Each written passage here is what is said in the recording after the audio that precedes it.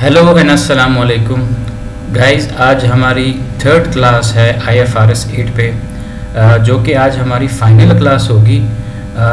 After this class हमारा एक area IFRS 8 का बिल्कुल फुली पैक्ड हो जाएगा। सही है। फर्दर हम लोग जो नेक्स्ट लेक्चर में क्वेश्चन प्रैक्टिस पे आएंगे, तो स्टार्ट करते हैं हमारे कुछ IFRS 8 में जो सर्टेन डिस्क्लोजर की रिक्वायरमेंट है, वो हम डिस्कस करते हैं। उनमें से एग्रीगेशन क्राइटेरिया है। एग्रीगेशन क्राइटेरिया क्या कहता है, पहले इसको समझें कि अगर आपके पास एक या दो से ज़्यादा सेगमेंट हों, दो से ज़्यादा सेगमेंट हो या दो सेगमेंट हो, और उनका नेचर सेम हो, उनका डिस्ट्रीब्यूशन चैनल सेम हो, उनका क्लास ऑफ कस्टमर सेम हो, रेगुलेटरी रूल्स या बॉडी जिस पे अप्लाई होते हैं वो सेम हो, तो आप क्या कर सकते हैं, उनको एग्रीगेट कर सकते हैं for the purpose of 10% criteria, और उनको रिपोर्ट कर सकते हैं ताकि आपकी इन्हांस रिपोर्टिंग हो, ताकि रिपोर्टिंग आपकी फर्दर और इन्हांस हो जाए। जिनका नेचर सेम हो, डिस्ट्रीब्यूशन चैनल सेम हो, क्लास ऑफ कस्टमर सेम हो, और रेगुलेटरी इन्वायरमेंट वो सेम हो। फॉर एग्जांपल बैंकिंग हो गया, इंश्योरेंस हो गया एंड अदर रूल्स।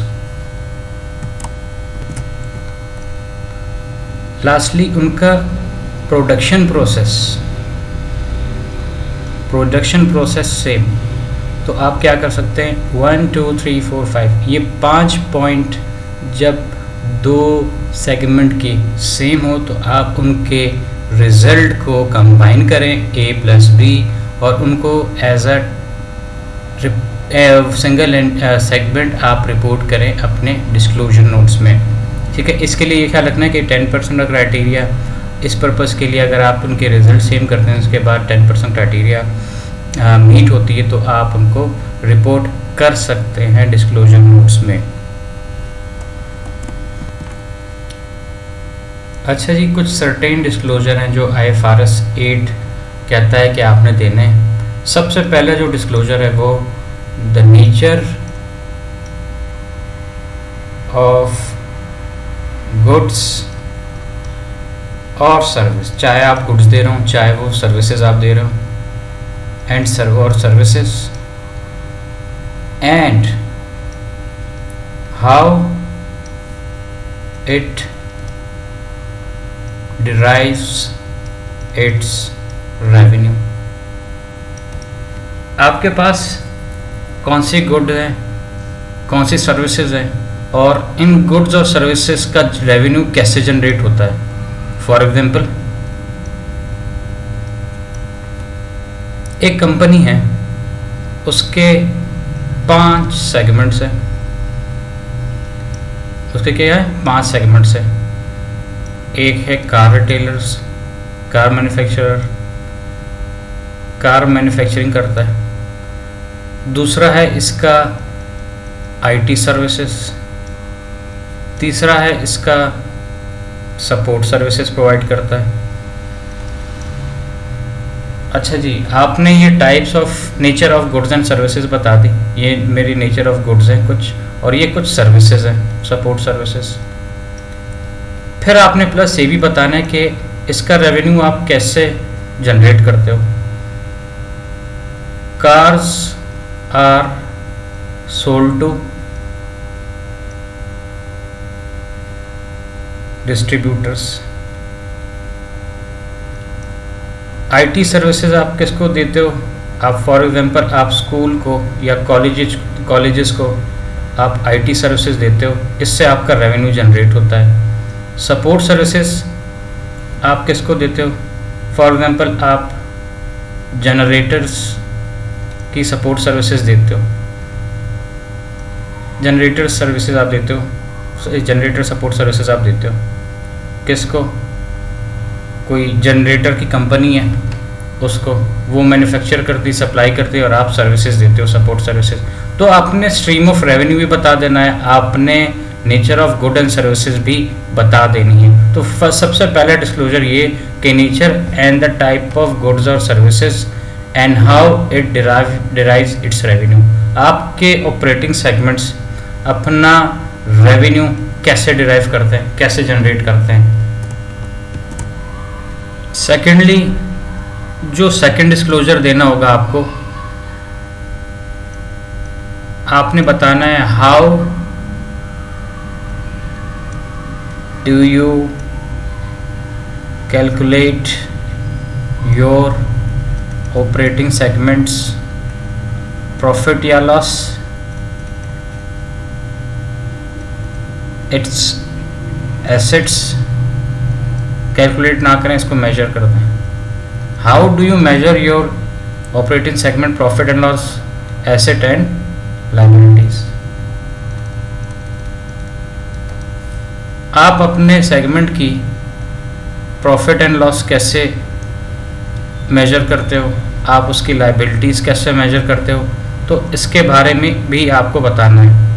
अब इस पे जो पब्लिक थी उसने एक क्रिटिसिज्म किया कि अमाउंट ऑफ इंफॉर्मेशन क्योंकि लार्ज होती है तो हमें डाटा प्रिपेयर करने में काफ़ी इशू होगा, यानी कि उसकी कॉस्ट उसके बेनिफिट से एक्सीड कर जाएगी। इस पर IFRS 8 ने क्या गाइडेंस दी, वो ये थी कि जिस तरह आप मैनेजमेंट अकाउंट में इनकी रिपोर्टिंग करते हो, जिस तरह आप अपने मैनेजमेंट अकाउंट जो प्रिपेयर करते हो, उनकी जिस तरह उस वहाँ पे जो आप मेजरमेंट करते हो प्रॉफिट की, लॉस की, एसेट की, लायबिलिटीज़ की, सेम उसी पैटर्न को आपने कॉपी पेस्ट कर देना है। सेम उसी पैटर्न को आपने कॉपी पेस्ट कर देना है डिस्क्लोजर नोट्स में। अच्छा जी, आगे बढ़ते हैं। जो थर्ड गाइडेंस IFRS 8 की तरफ से,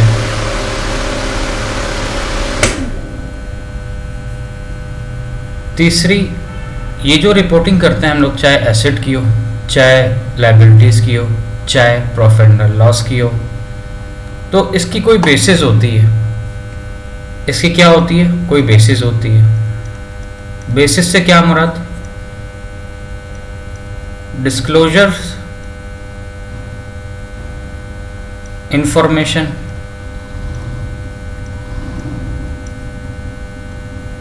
may be presented on a geographical basis,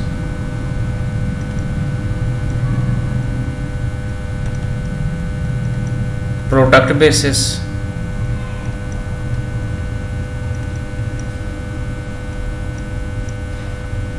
any other basis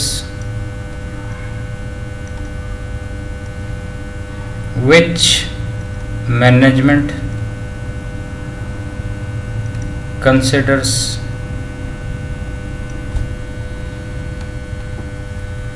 appropriate।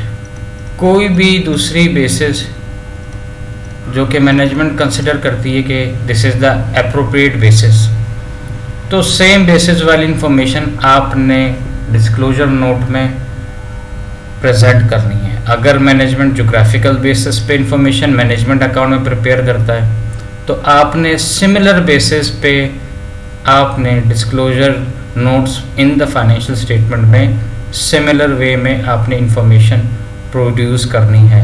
IFRS 8 ने कॉम्प्लिकेशंस नहीं बताई, कॉम्प्लिकेशंस नहीं की इसमें, क्योंकि इसकी कॉस्ट बेनिफिट एनालिसिस की वजह से। मैंने आपको क्रिटिसिज्म वाला पॉइंट बताया था कि कॉस्ट बेनिफिट की वजह से IFRS 8 ने ये गाइडेंस दी कि जो बेसिस आप मैनेजमेंट अकाउंट्स, मैनेजमेंट रिपोर्टिंग के लिए यूज़ करते हो, सिमिलर बेसिस आपने डिस्क्लोजर नोट इंफॉर्मेशन में भी यूज़ करनी है। अच्छा, आगे चलते हैं। IFRS 8 ये गाइड करता है, ये रिक्वायर करता है कि आपने जो minimum amount of information regarding the segments about the reportable segments यानी कि प्रॉफिट एंड लॉस,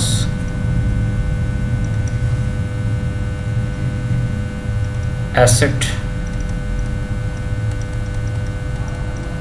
लायबिलिटी, आपने मिनिमम अमाउंट ऑफ इंफॉर्मेशन क्या देनी है। इसकी प्रेजेंटेशन कुछ इस तरह से होगी जैसे कि हमारे पास 5 सेगमेंट्स हैं। एक हमारे पास कार मैन्युफैक्चरिंग का था, दूसरा हमारे पास आईटी सर्विसेज थी, तीसरी हमारे पास जनरेटर सपोर्ट सर्विसेज थी, ऊपर जो मैंने आपको एग्जांपल दी थी। ये 3 बेसिकली मेरे रिपोर्टेबल सेगमेंट हैं और ऑल अदर ऑपरेटिंग सेगमेंट्स। ठीक है, आपने इनकी इंफॉर्मेशन देनी है। ये प्रेजेंटेशन कुछ इस तरह से होगी, यहाँ पे टोटल आ जाएगा। सबसे पहले किस चीज़ की आपने इंफॉर्मेशन देनी है, आपने इनकी सेल्स की इंफॉर्मेशन देनी है। सेल्स में आपने एक्सटर्नल सेल्स, इंटरनल सेल्स,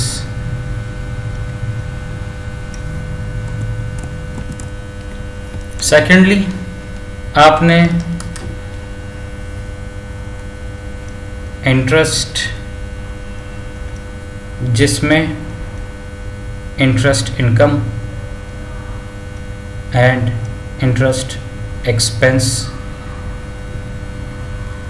तीसरी चीज़, third one is depreciation, amortization. Fourth one is major non-cash expenses.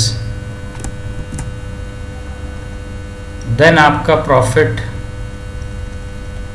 and loss. आपने expenditures on non-current asset for reportable segment. Reportable segment के जो नॉन करंट एसेट्स हैं उस पे आपने जो एक्सपेंडिचर किया है उसकी इंफॉर्मेशन आपने डिस्क्लोज करनी है। And the seventh thing is reportable segment liabilities. लेकिन लायबिलिटीज के लिए आपने एक चीज याद रखनी है, वो ये है liability information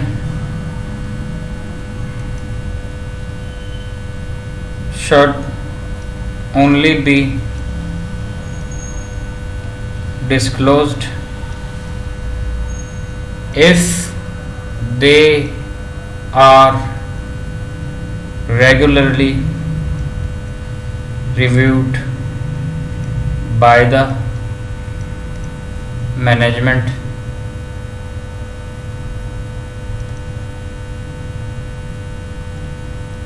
internally। Liability information तभी डिस्क्लोज करनी है अगर तो मैनेजमेंट उन्हें रेगुलरली रिव्यूड करती है फॉर देयर इंटरनल रिपोर्ट।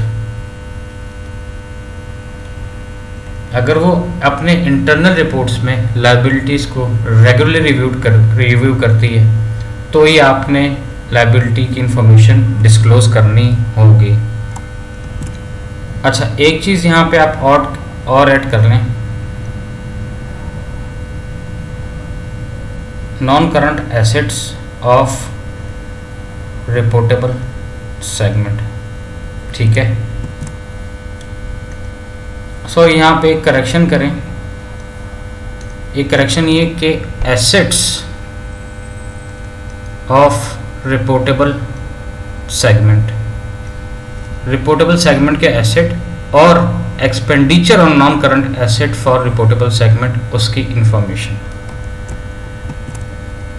तो अगर देखा जाए, हमने इनकम स्टेटमेंट के मेजर एरियाज बता दिए, हमने बैलेंस शीट के मेजर एरियाज बता दिए। टोटल हमारे पास 8 डिस्क्लोजर हैं। ये 8 आइटम्स की इंफॉर्मेशन आपने डिस्क्लोज करनी है मिनिमम, और इसका फॉर्मेट भी कुछ इस तरह से आपके सामने है। अच्छा जी, जो पांचवी चीज़ है वो आपने एक रिकॉन्सिलिएशन ऑफ एसेट्स, लायबिलिटीज,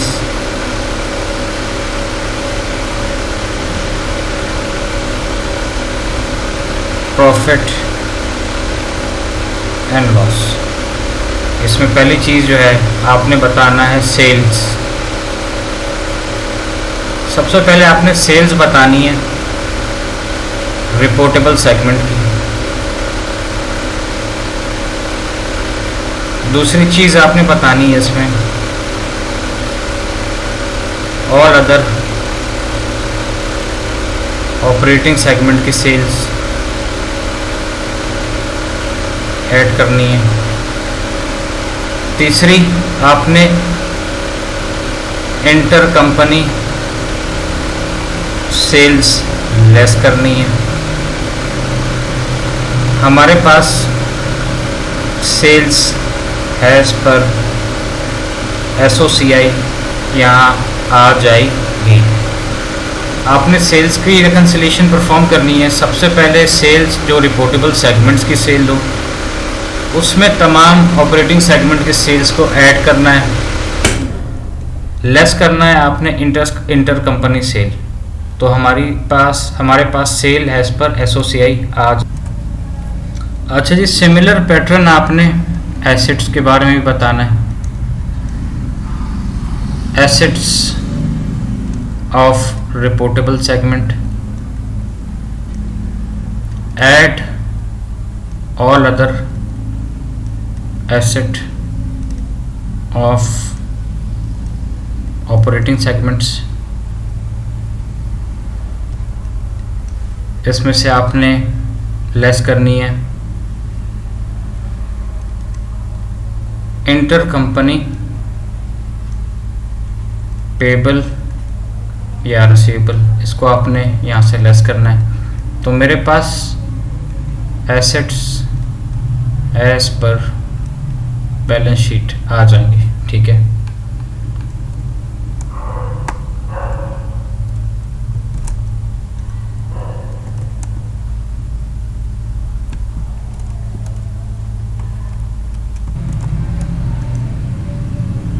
तीसरी चीज़ लायबिलिटीज़ के लिए भी आपने सेम स्ट्रेटजी फॉलो करनी, लेकिन याद रखें कि लायबिलिटीज़ फॉर रिपोर्टेबल सेगमेंट्स आएंगी। ठीक है, इन केस कोई एडजस्टमेंट होती है, चाहे वो एसेट में हो चाहे वो लायबिलिटीज़ में हो, वो एग्जामिनर आपको क्वेश्चन में बता देगा। अकॉर्डिंगली आपने उसको ऐड या लेस कर देना है। तो आपके पास लायबिलिटीज़ एज पर बैलेंस शीट आ जाएंगी। अच्छा जी, number D, last one, any other material item, कोई भी दूसरा मटेरियल आइटम वो आपने डिस्क्लोज करना है रिपोर्टेबल सेगमेंट्स का। अच्छा, छठी चीज़ जो इम्प्लीमेंटेशन गाइडेंस हमें बताती है वो है ज्योग्राफिकल इंफॉर्मेशन। जिस तरह हमने ऊपर मेन डिस्क्लोजर हमारा था जिसमें वो 8 आइटम्स थे, जिसमें सेल थी, internal sale, external sale, interest expense, interest income, depreciation, amortization, major non-cash expenses, P&L, assets of all reportable segment, expenditure on reportable segment सिर्फ नॉन करंट एसेट पे।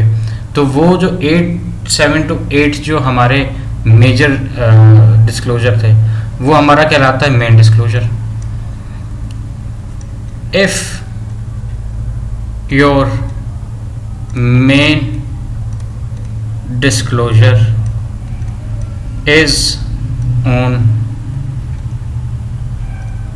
geographical basis,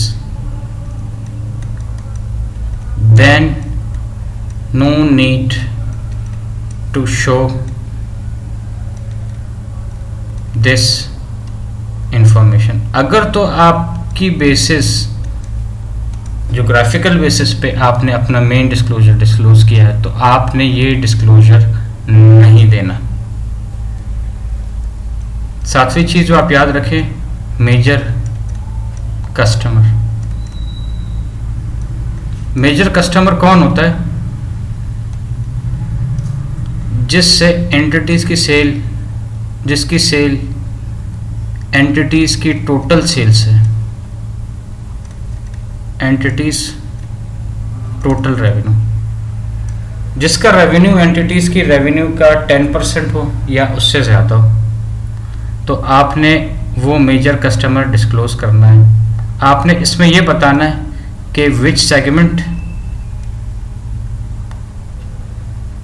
से ये रिलेट करता है, किस सेगमेंट से ये कस्टमर रिलेट करता है, plus amount of revenue from this customer।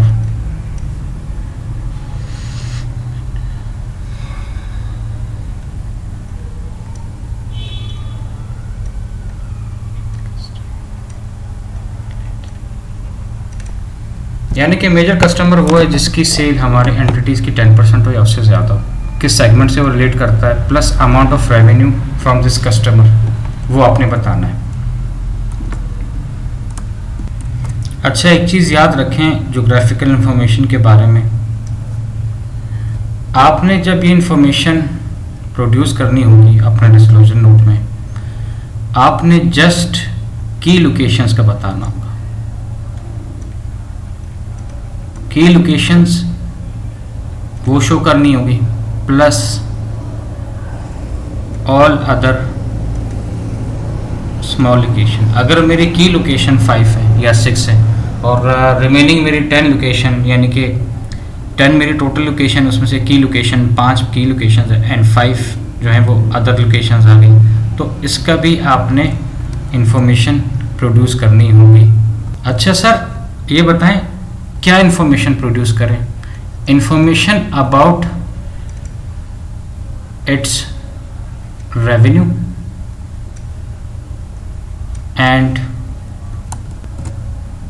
and its non current asset. आपने इसकी location plus all other small locations का revenue and non current asset की इंफॉर्मेशन आपने डिस्क्लोज करनी है। सो गाइज, ये था हमारा IFRS 8 ऑपरेटिंग सेगमेंट। हमने इसका थ्योरेटिकल पार्ट, इंफॉर्मेशन पार्ट, जो IFRS एक्सट्रैक्ट थे वो हमने डीपली डिस्कस कर लिया है। अब फर्दर इस पे एक नेक्स्ट सेशन हम करेंगे जिसमें हम इसकी ओवरऑल समरी बनाएंगे। जब आप क्वेश्चन करेंगे, आप इस पूरे IFRS को नहीं पढ़ सकते, ज़ाहिर है एग्ज़ाम का प्रेशर भी है और क्वेश्चन प्रैक्टिस भी है। आप हमेशा जो है वो हर IFRS शुरू से पढ़ नहीं सकते, तो हम हर IFRS के एंड में एक समरी बनाएंगे जो आपको हेल्प करेगी क्वेश्चन करने में, एंड एग्ज़ाम के दिनों में आप जब रिवीजन करेंगे तो आपको वो समरी हेल्प आउट करेगी। सो आज के लिए इतना ही। नेक्स्ट सेशन में हम लोग इसकी समरी डिस्कस करेंगे और समरी आपने फिंगर टिप्स पे याद करनी है।